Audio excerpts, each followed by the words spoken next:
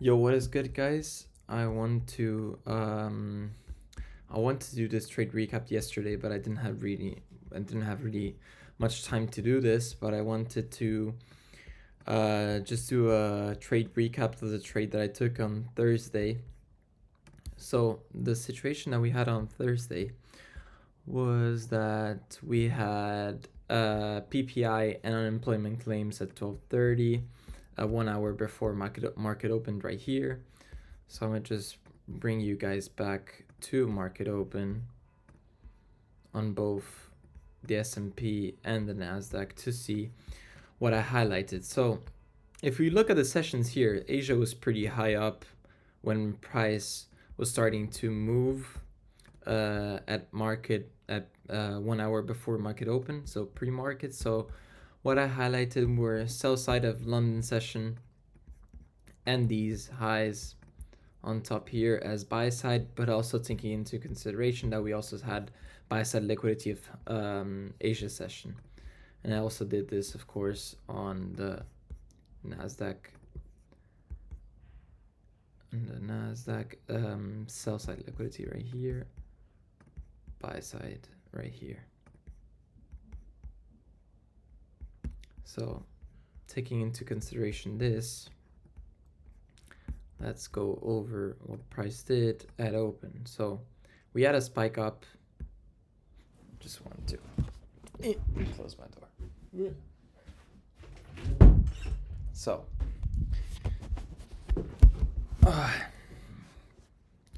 so we had price opening and going to the upside after 12:30. Then at market open 9:30, which is 1:30 here, we started selling off and we took sell side. At this point, my bias for today was bearish, and at this point where both indexes took sell side, I was like, okay, I should maybe step out of the charts for today because I think we're not going to see a setup, because I just want to take shorts and take out this liquidity, this liquidity, this liquidity, this, and this. So it was clear and obvious that we had been building sell side liquidity, but we hadn't been taking it out. So seeing this strong move to the downside, I thought it was just like a classic for the last month, just market open, rallying down and just taking out all sell side, right? So but that was not the case for today, because after this, what we saw right here is I highlighted this for value gap right here on the 50-minute is bearish for value gap, and as well on the S&P. Then what I noticed was that we had these market open highs right here. The S&P, what did the S&P do? Took out these internal buy side, while the nasdaq had these market highs and didn't take them out. So what did we create right here? SMT. Strong bearish SMT along with bearish bias, along with sell side to be taken yet, because this was only London low. But of course, we rebalanced price and then move lower, and that was in my opinion what was going to happen. So then I scale down into the 1 minute, because on the 5 minute we can see that the SMT is clearly being formed right here. As you can see, lower high on NQ, higher high on ES, taking this liquidity. So I usually trade on the nasdaq to get entries just because I think it moves cleaner. And then we had, just after the SMT, we had clear displacement to the downside with this bearish for value gap right here.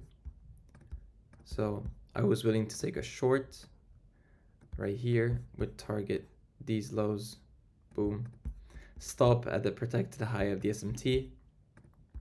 We had a similar situation on the S&P, but I just prefer nasdaq. So what we had after was boom, spike up, immediate entry. Right when we tap this fair value gap, I could have entered even at the middle of this fair value gap when retapping this inverse, which I see just now doing this trade recap, but we invalidated this bullish fair value gap and then retapped it, not even filling it completely, and then this could have been my perfect entry. So having my entry right here to get extra profit and better risk, but that was not the point for today. The point for today was just to take a good trade. So I sold right here, and then boom, stayed in drawdown for like 2 minutes, and then that's it.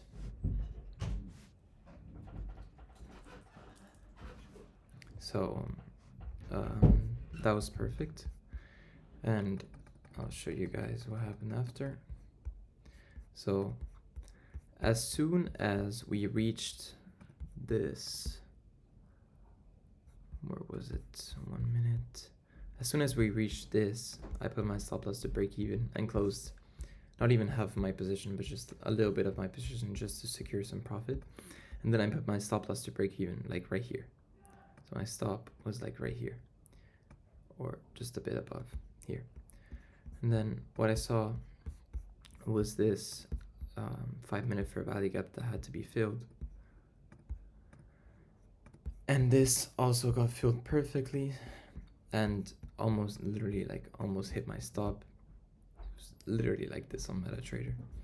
And then we had this, and then boom, down, down again. That was the perfect trade. I closed, boom, done. So that was a perfect trade, and as you can see on the S&P, we also had the same thing. So that was a great one for Thursday, and then on Friday, I didn't take anything, just because I didn't really see a clear setup for my entry model. So I avoided taking maybe a loss for Friday, and I'll see what I can do for next week. Let's see next week's news. We have Monday, looks good to trade. Tuesday, no news, got to be careful.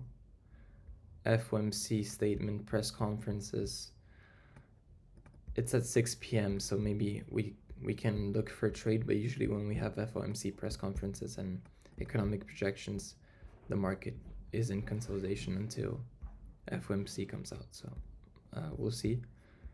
Thursday also good, Friday also good. So next week looks like a really good week to trade, so I'll look forward to that. I'll see you guys in the next one.